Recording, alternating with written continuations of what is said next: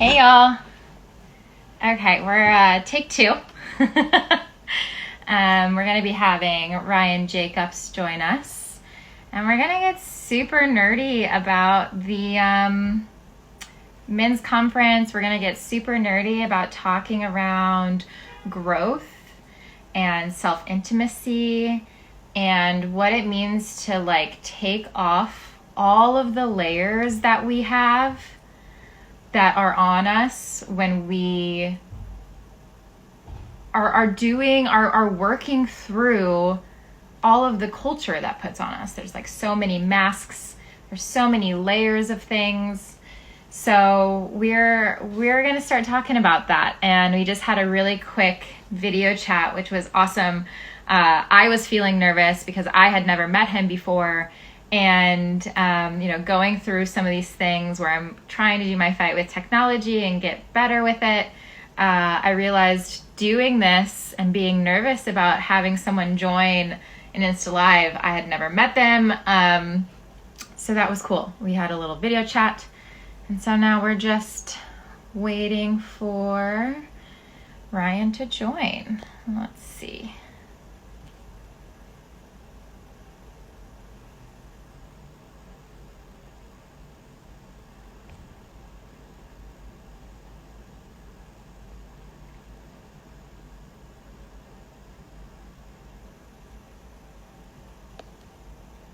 Awesome.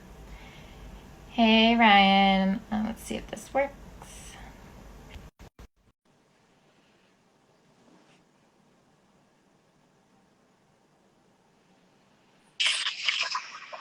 Hey, Aisha. How's it going? Good. How are you? I'm good. I was just in the little interlude saying that I am a little bit nervous. Oh, Uh, okay. yeah, these things still make me nervous. Was there anything that made you nervous before coming on here? Yeah, I mean, I can be a little nervous sharing, your heart and like private things or the way you think and a window into your mind. So, but I think it's good. Yeah, yeah. I was saying I appreciated that you had reached out and wanted to chat a little bit beforehand because I had realized every time I've ever done this, I've been able to talk to the people beforehand, and now in this digital Right. world, like doing this kind of without that, like we're still so reminded that like the thing at the end of the day is human connection, and so being able to Yes. step on the phone really quick and talk through it made me feel so much better. Yeah. I'm excited to have this chat because I think that a lot of men and women like sex and relationships and romance is such a big part of our lives, but we don't always talk about it openly. So, Yeah, looking forward. absolutely. Same. How do you feel about taking a breath really quickly, doing a little meditation? Yeah, Yeah. sounds great. Okay. And Hmm. and anybody else who's also watching, if you want to take a breath with us and get collective energy. Okay. Just like wiggle into your seat, wiggle it out a little bit, and let out all your air.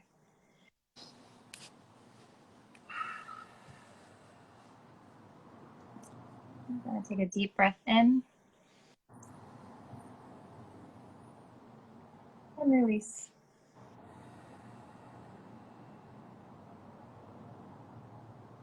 Take another deep breath in, hold it,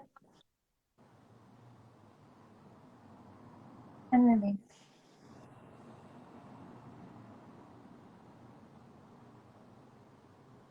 I'm going to take another deep breath in, hold,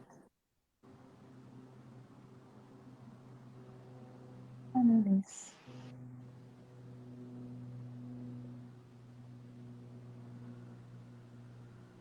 And now I want us to imagine that we are collecting around a fire. And this fire holds the energy of excitement, of community, of understanding, and of love.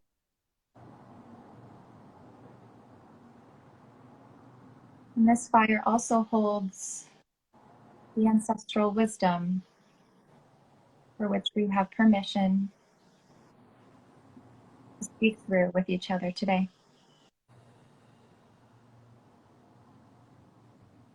And on the next inhale, we'll give gratitude to our ancestors.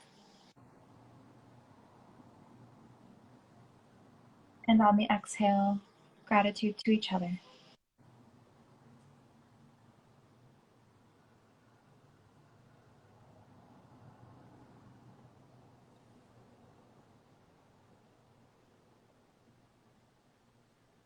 Whenever we're ready, we can return.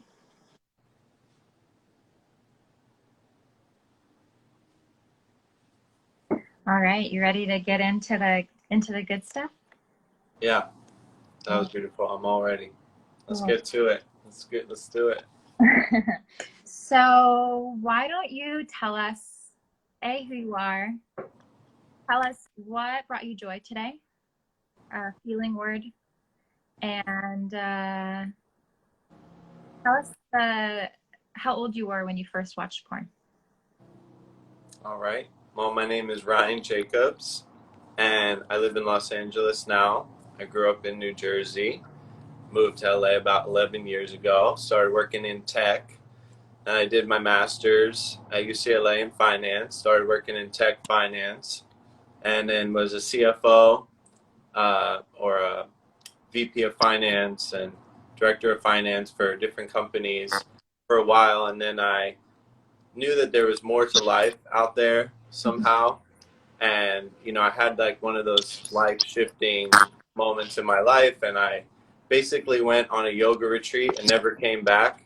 Is how somebody said it to me once. They said, Ryan, you went on a yoga retreat, never came back. And I just looked at them and laughed, because in a way that's very true.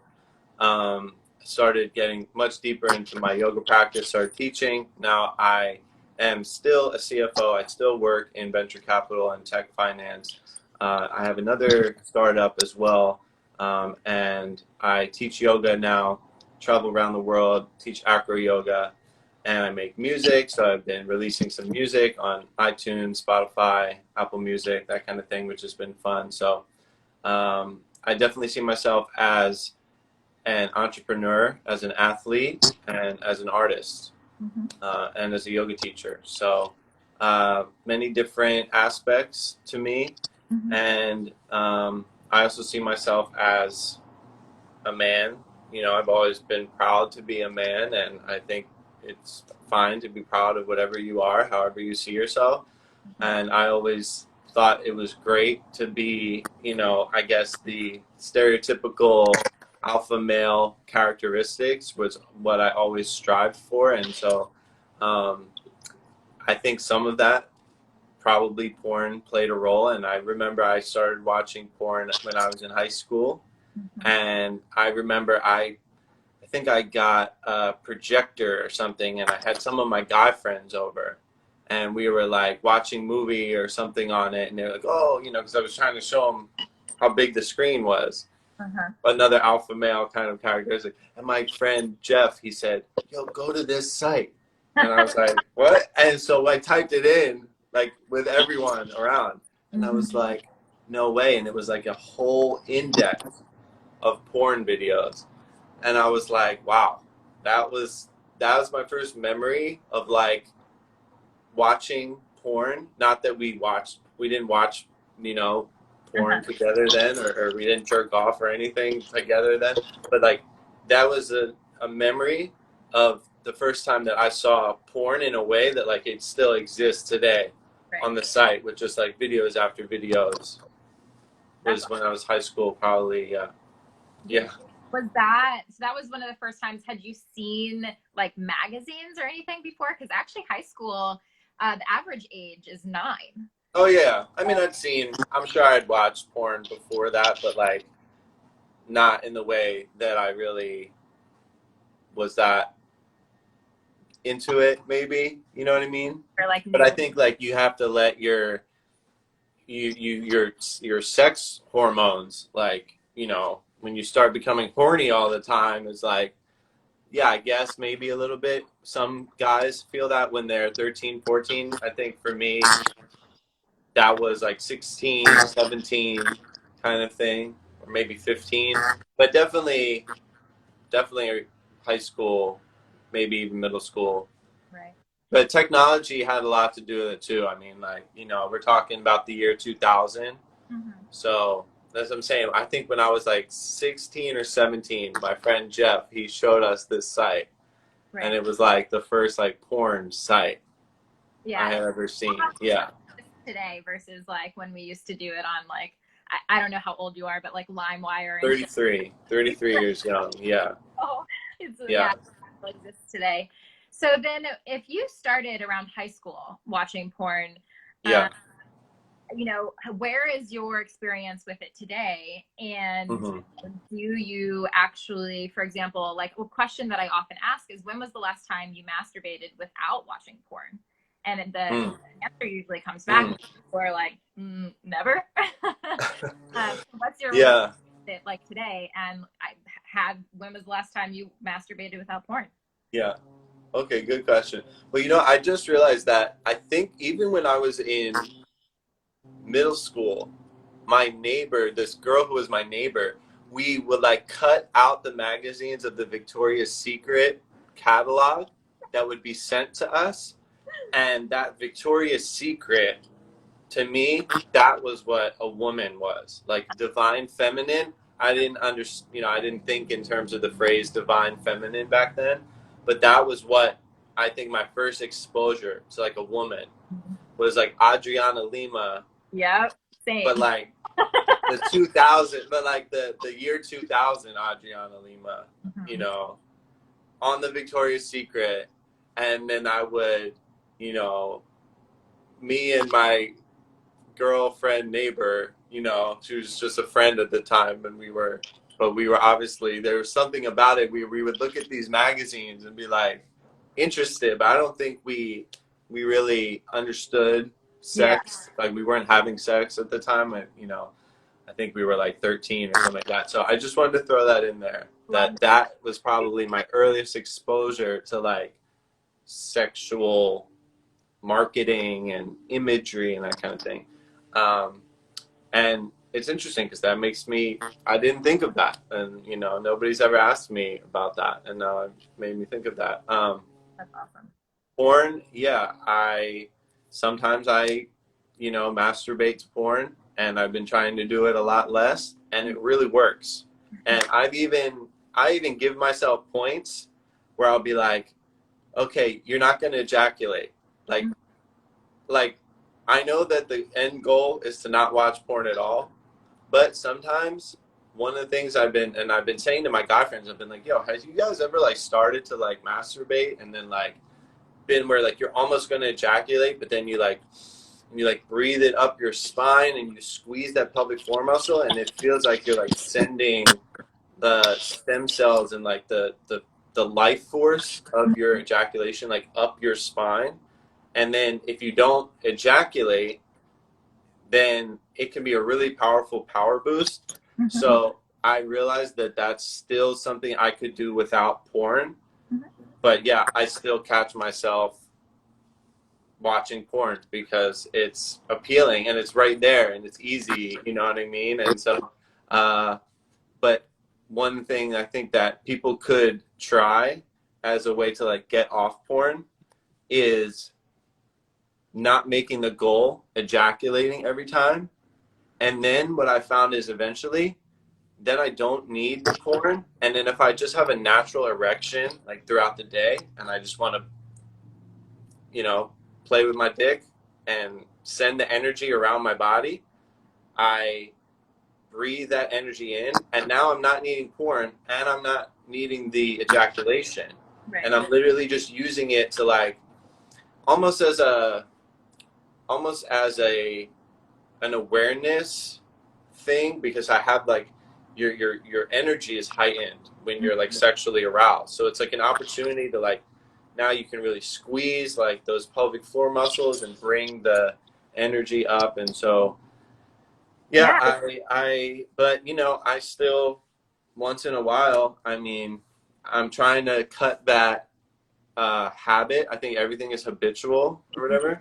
Mm-hmm. Um, and the other thing too is I don't shame myself for it, and I've actually met people who like are in porn movies and they're real people, and like, Yeah. you know, I've my partners and I have made private movies in the past. Like, I think it's fun and it's not something to like shame at all. So I mean, I'm but I do recognize, yeah, I do recognize that energetically you don't want to be giving your sexual energy away to your Wi-Fi signal, which is essentially who you're trading energy with. right. If you're ejaculating to porn, it's like the Wi-Fi energy is coming in. I've never thought about that. Yeah, yeah. And we know about the Wi-Fi, what the frequency of Wi-Fi is, and how it might not be very healthy or compatible with the frequency of the human body. Right. So you're literally trading your life force with the Wi-Fi signal, with these packets of information that the matrix to you is that it's this very sexy image on the screen, but of course, where does that energy come from? Yeah.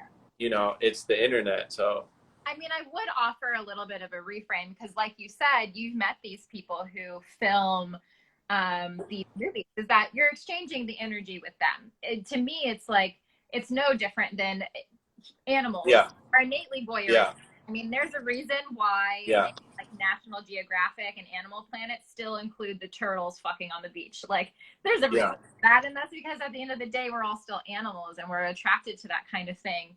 But I yeah, think there's a really important thing, and it's a beautiful thing. But like you said, like a habit around anything, it could even be exercise. Like, give mm-hmm, yourself shame if you're a person who exercises mm-hmm, and you need to take a day off. Is like, mm-hmm, oh, is that out of devotion or is that out of addiction? And I use mm-hmm. addiction very, very, very loosely here, because personally, I don't believe that porn addiction exists. It's just a habit that has been Mm. created, and it's emotions Right, that are right, coming out that it's our body's way of telling us, I need something here. And we have these little tricks and twists and easy things that are right there to like right, deal with that. right. But I think that's a fascinating, like really fascinating Yeah, thing. Okay, we're trading it yeah, with Wi-Fi. So then I have a question for you. yeah, When was yeah. the last time you ejaculated? If you're a semen retention person, when I was don't claim to be. I would love to one day say that I practice regular semen retention, but I had sex with somebody yesterday and I ejaculated. You know, you've and not gotten to the point yet where you're orgasming without the ejaculation? but I can do that and then still ejaculate. So Okay. you can have sex for a long period of time.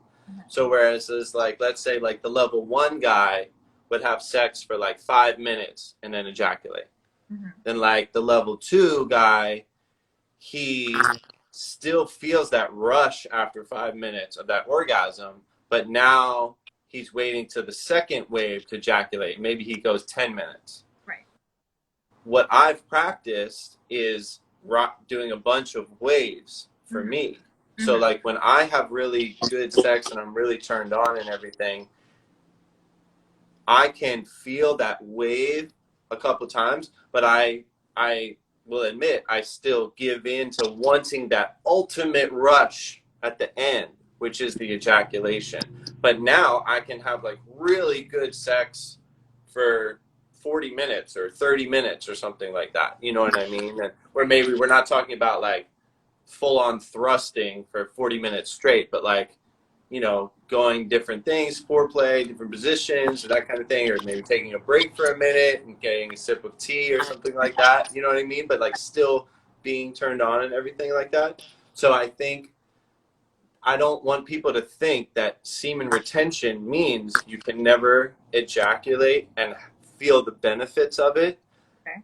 Still, I definitely want to deepen my practice, and I do want to try to retain my semen for weeks on end because I do believe it's your creative life force. Yeah.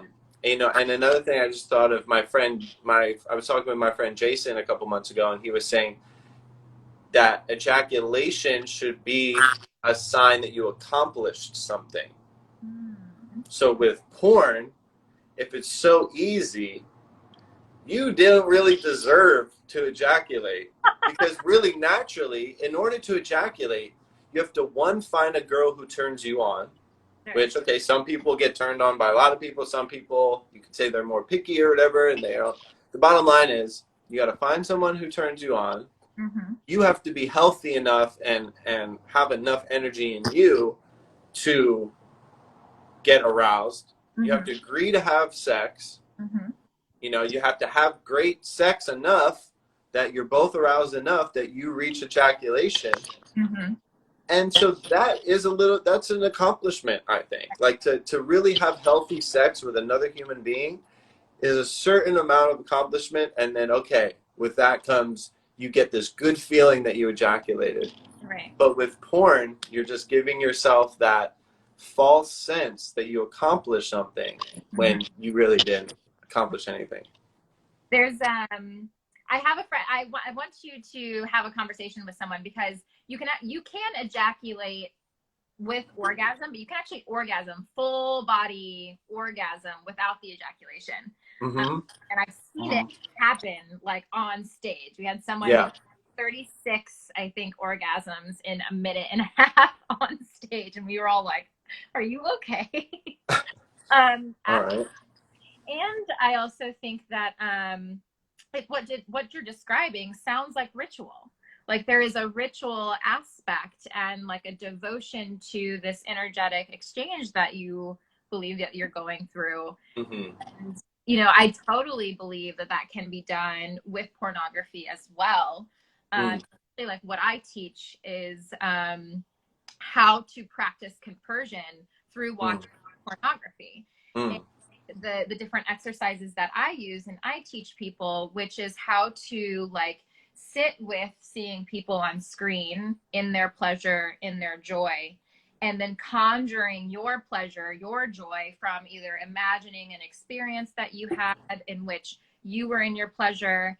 I often like invite people to imagine their sexual experiences, because then you get kind of pleasure. And you're actually tied to the people who are on screen. It, like, you know, emotions last in time space, and they're expanded and expanded, and they stay there. So if you're like interjecting into that wavelength, it's still wavelength those two people created. But I really believe it's like the emotional tie to be able to get it. Okay. Yeah.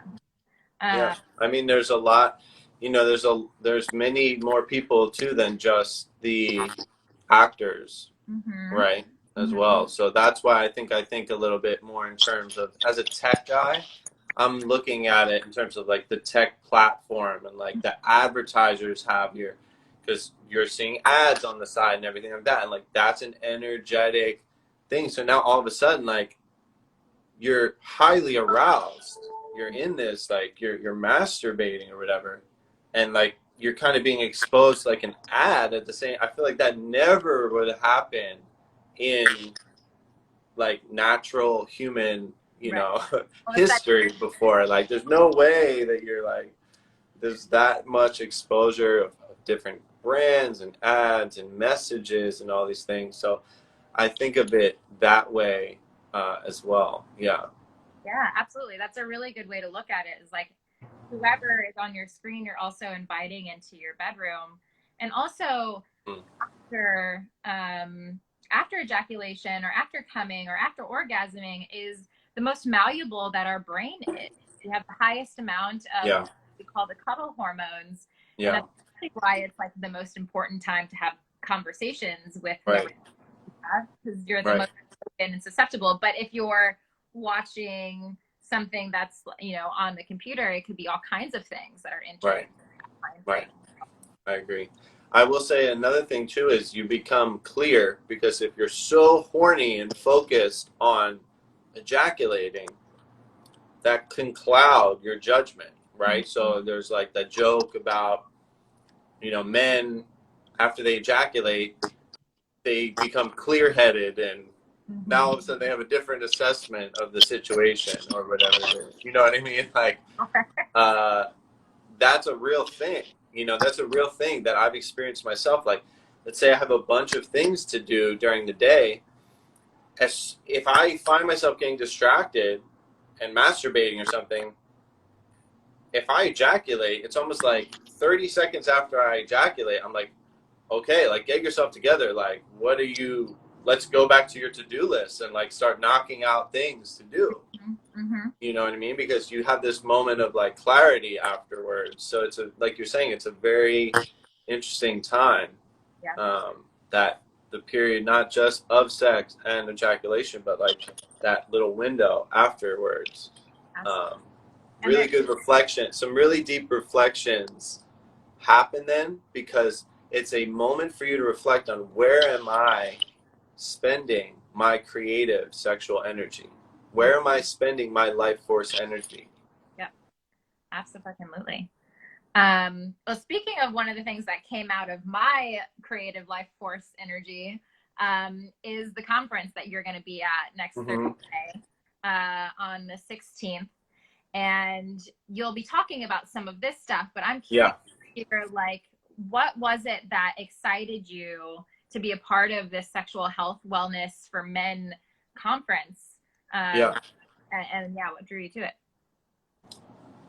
Absolutely. I'm excited to talk about unwinding the alpha male stereotypes that I think I picked up on and I was kind of conditioned. I was in a fraternity and I picked up some of those, like the fraternity guy, you know, characteristics. And I think there's a lot of well-intentioned people, men, women, and they pick up on this kind of conditioning. And it's really benefited me, taking a look at that and reflecting and like unwinding that. So like unwinding some of it, not saying that it's all bad, because again, I celebrate being like an alpha male, strong male, all that stuff. There's just some aspects that don't serve that as being the most harmonious person, for instance. So like one example is like just this whole idea of conquering women being success, right? So like I grew up thinking like Wilt Chamberlain was like the great, you know, a great basketball player, and he scored 100 points in a game and he had sex with thousands of women over his life. So I was like, okay, like at some point that seed was planted that a successful man scores 100 points and sleeps with thousands of women. And it's only been recently that I was able to like actually look at that and like really reflect on how that might have subconsciously painted a picture for me of like what my whole goal is as a man as regards to like sex and that kind of thing. So like that is one example of one of the things that I'll be talking about, unwinding the alpha male things. That again, I'm not saying that that's even bad, because I don't really even believe in good or bad that much anymore. It's more so of like, where can you channel your energy to be like that, if that's the kind of situation that's, you know, the is you're wanting to call in, or if there's another kind of relationship or you know, thing that you want to call in, how could you channel that energy in a different expression, rather so than instead of it's the same energy conquering women, but oh, what if it's we channel it towards listening and compassion and these things that are just words that just, again, when I joined my fraternity, we talked about brotherhood and trust and helping each other. We didn't talk about love and compassion and listening to women and being vulnerable. Yeah. These things were not part of the ethos of my environment and my friends and that kind of thing. So I think I've learned a lot about that, and I have so much more to learn. And I know that I have a lot more to learn, you know, and I think that it gives me confidence though, because I see how far I've come, and not everyone always sees how far you've come. Yeah. sometimes, because it's like I could meet someone recently and have a really healthy interaction with that, but if nobody else sees that, they might still know you as the person that they formed a judgment about 2 years ago. But you might have done so much growth, and you might be seeing the results in your life for yourself. So you know that you're trending in the right direction. Right. And that's what I see with myself. So I know that I have so much more to learn, but I am excited to share at least the concepts that have helped me trend in what I feel like is a more harmonious direction and in a direction of success, just framing success a little bit differently. Yeah. Hell yeah. So, And you yeah. got to be the person who's most proud of you. Because if you're not proud of you, no one else will be proud of you. And like, that's just how it works. And the cool thing that I hear True. for you is like, the thing that I've been True. saying a lot lately is that we all want to like present the new versions of ourselves to the world all of the time. And Mm-hmm. truly, I believe the biggest gift we can give to anyone is to show up every day and meet them as a new person. Because when we do that thing where we put people in the past, we don't allow them to grow. Right. That's so Yes. important. And it's also really good idea for all of us, like especially with all that's going on in the world right now, current civil rights movements, Black Lives Matter. It's like everyone wants to be a part of that. And we also have to acknowledge the fact that like not all of us from day one woke up and was like, oh, I understand all of this stuff. Mm-hmm. Like, I used to truly believe that an ex-boyfriend that I had, like he really wanted anal. He really wanted anal. And I used to believe that because he wanted anal that he was gay. I was 19 and I was young, but I really believed that. And that was all. I grew up in the Midwest. I grew up in a Muslim household. Like all of the homophobia and things are all around, right? Okay, I can see that.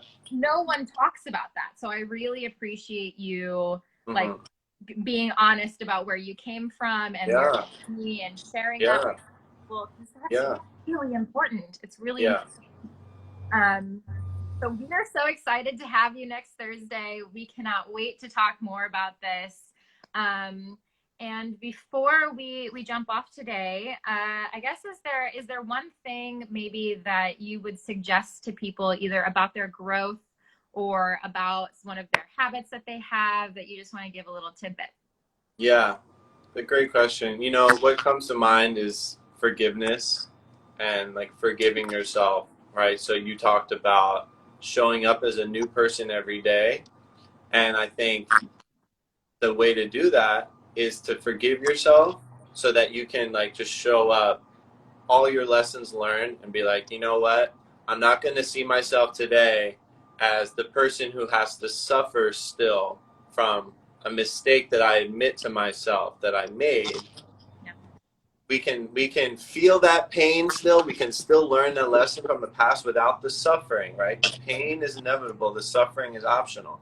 Right. So the way to avoid the suffering is to preemptively forgive yourself and really have faith that, like, you know what? Today could be the day that I meet the love of my life.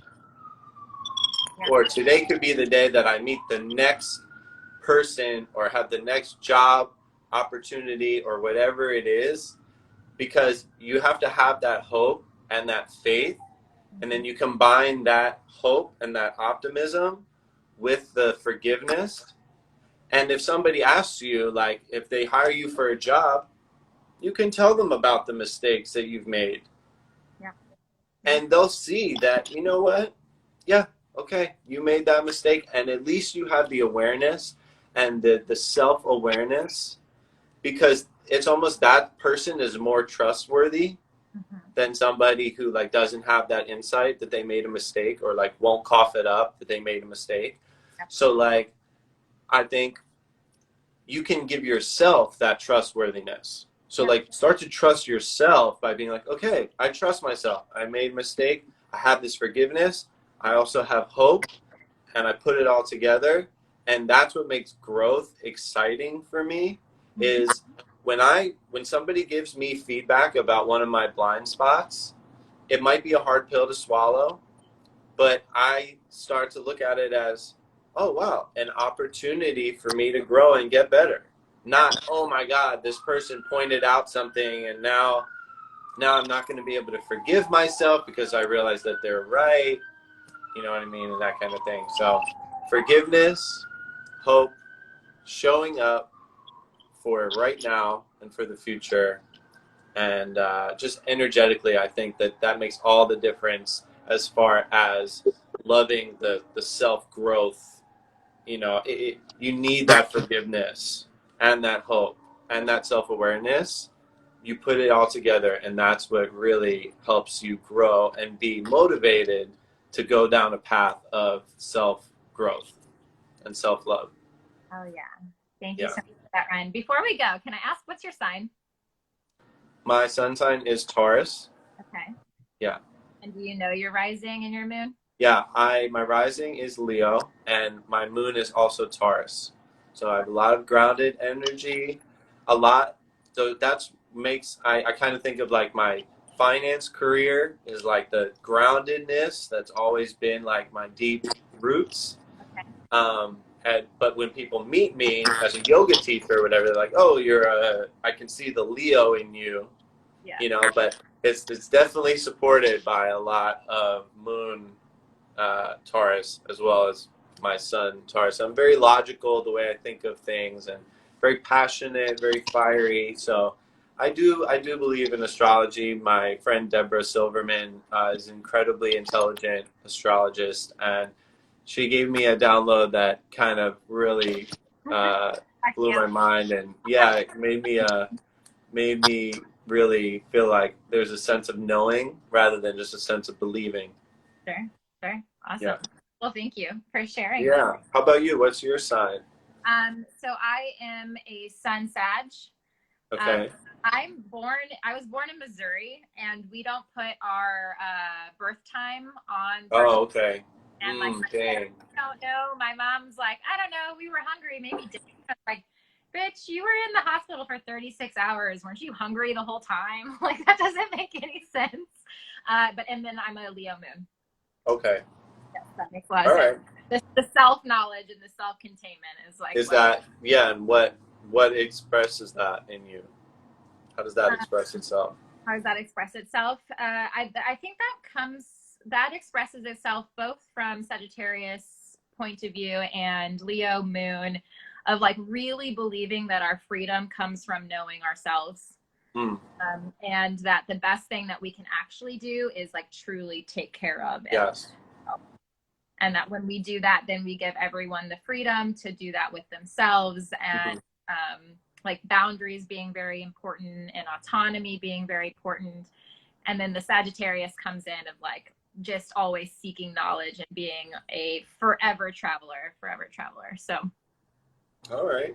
Cool. yeah, Well, yeah, I'm excited for the panel, the full yeah, discussion coming up. So thank you so much. absolutely. Thank you for gifting me your time, gifting us your time and the wisdom and the knowledge. And we will talk next week. All right. Much love. All right. Bye. Bye.